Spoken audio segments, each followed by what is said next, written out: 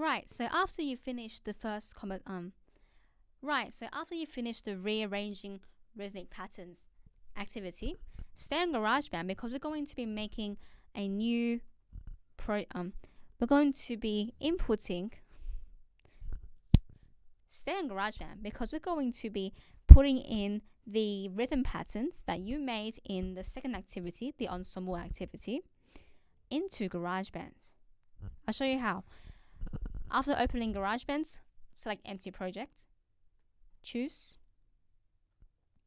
Now we're going to be inputting using software equipment.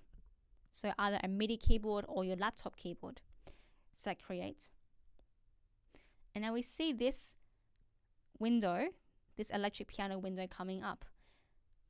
The notes on the keyboard link to letters on our laptop keyboard. So when you play the notes, you get those different notes. Step 1, we need to have a quick look back at our sheet that we used to write down our different patterns in the second ensemble activity.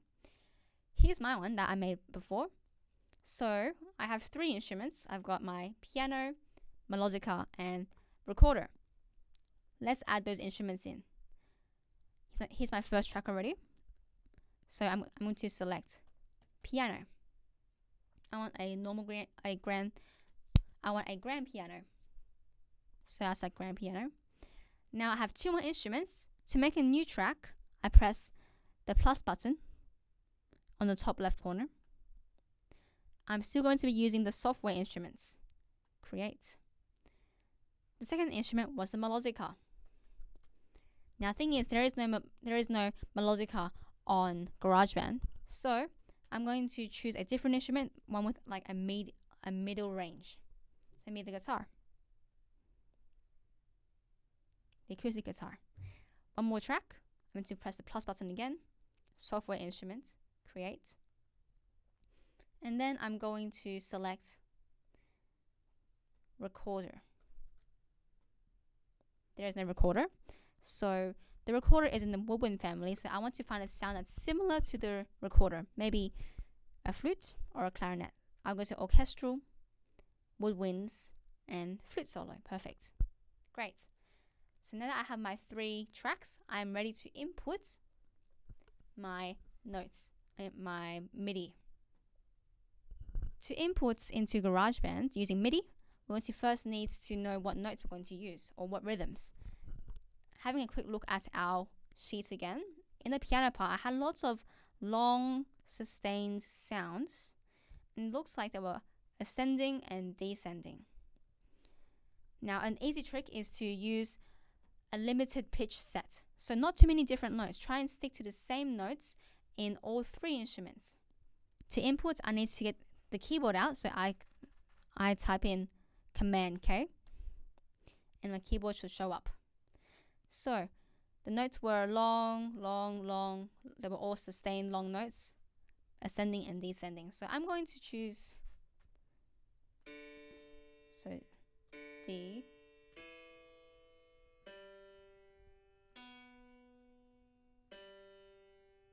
So those 4 notes. I want to limit myself to just 4 notes. Okay, let's record. Now, when you're recording, because this is a very free piece, we don't want to have the metronome. We can leave a count in to help us come in at the right time. We need to also make sure that our headphones are plugged in. Otherwise, what might happen is that the microphone in the computer will also record the sound that's coming out of the laptop or the computer. So now we have our headphones in and we're ready to record. You click the red dot to begin recording. There will be a short countdown.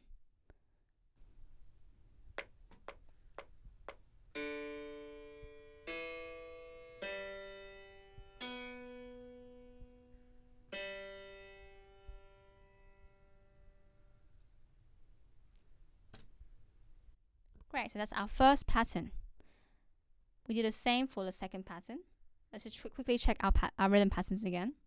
So we had the short sounds and the long sounds, and then short sounds going up and then a long sound. Let's stick to those 4 notes we had. D, E, G, B. So let's check it out again. Short note, long note, short, short, short, short, long. Let's try it out. I'm going to put my marker back to the start. Going to select the headphone icon so I can only hear the acoustic guitar. And then let's press record.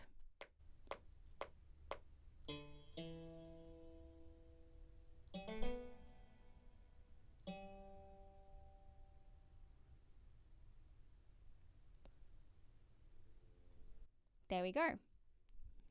And then one more. We have the flute solo, which had a, let's have a look again. We had long sustained notes, some short sounds, all on the same pitch, and then going down, long sustained, up, short note, long sustained note again, descending, short notes, and then 2 long sustaining sounds. That's very complicated. So let's have a few, might need a few takes. We're going to unselect the acoustic guitar and then select the flute solo. My track is pulled back to the start. Let's give it a try. So maybe if I can have this on the side just to look at. So let's give it a go. Recording.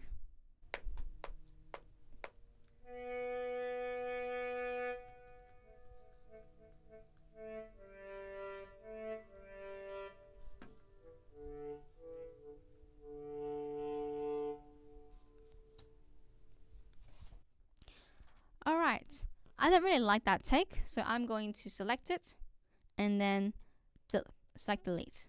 And try it again. I'm going to rewind back to the start. I think the issue with this one, it's very low right now for the flute, where it should be in the high register. To change that, I can select X on the keyboard to bring it up. It's much higher now. Here we go. Lovely. So now I have the 3 patterns that we made in our second activity. I'm going to select the piano pattern.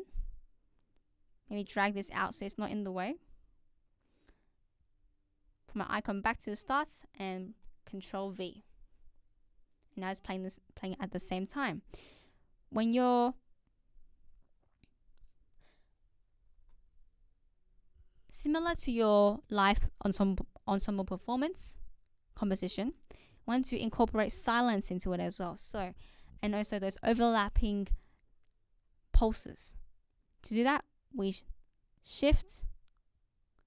We have the same pattern enter just slightly after the other one.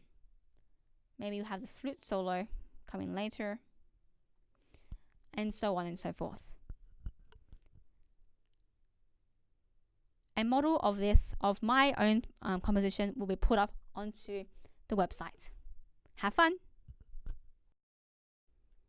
For students who want to be extended, you can input your own new patterns of long and short sounds and create a composition involving silence and overlapping pulses.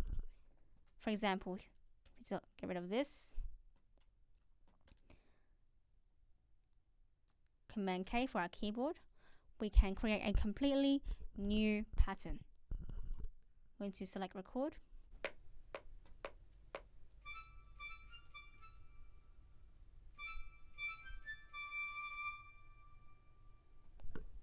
That's one new pattern. You don't have. It's up to you how many patterns you decide to use and how many instrument tracks you decide to use. So you could have a new instrument by creating a new track, selecting software instrument, and selecting create. Regardless of how many instruments or how many different patterns you use, there needs to be a set of overlapping pulses created by those shifting entries.